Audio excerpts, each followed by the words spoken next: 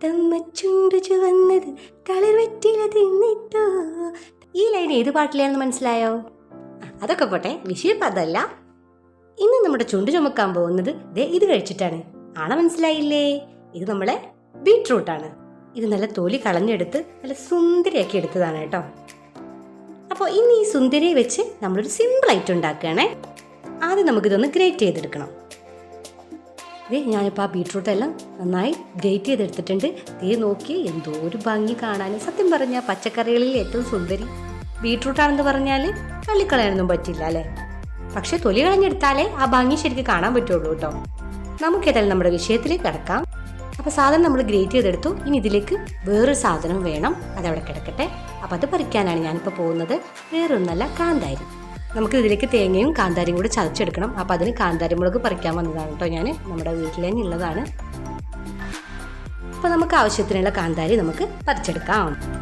അപ്പോൾ ഇപ്പോഴത്തെ ആവശ്യത്തിനുള്ളത് നമുക്ക് കിട്ടിയിട്ടുണ്ട്.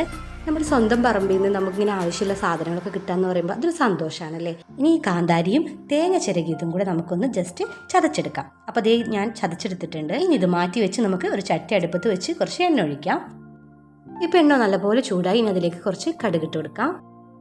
ഇനി കടുക് അവിടെ കിടന്ന് പൊട്ടട്ടെ കേട്ടോ. എനിക്ക് കടുക് പൊട്ടുന്നത് കേൾക്കാൻ ഭയങ്കര ഇഷ്ടമാട്ടോ. അങ്ങനെ ഇട്ടൊക്കെ നിന്ന് പൊട്ടുന്നത് ഇഷ്ടമുള്ളവർ കമൻറ്റ് ചെയ്യാം. പക്ഷേ പൊട്ടുമ്പോൾ വല്ലാണ്ട് അതിൻ്റെ അടുത്ത് നിന്ന് കഴിഞ്ഞാൽ ദേഹത്തേക്ക് തെറിക്കുകയും ചെയ്യും. അപ്പോൾ വലിയ ഇഷ്ടപ്പെടില്ല. അപ്പോൾ കടുകൊക്കെ പൊട്ടി ഇനി അതിലേക്ക് കുറച്ച് കറിവേപ്പില ഇട്ട് കൊടുക്കാം.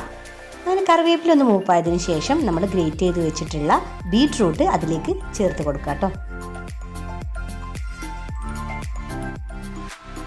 ഇത് ഞാനിപ്പോൾ മുഴുവനായി അതിലേക്ക് ചേർത്ത് കൊടുത്തിട്ടുണ്ട്. ഇനി കുറച്ച് ഉപ്പും കൂടെ ചേർത്ത് നമുക്ക് നന്നായിട്ടൊന്ന് ഇളക്കി കൊടുക്കാം.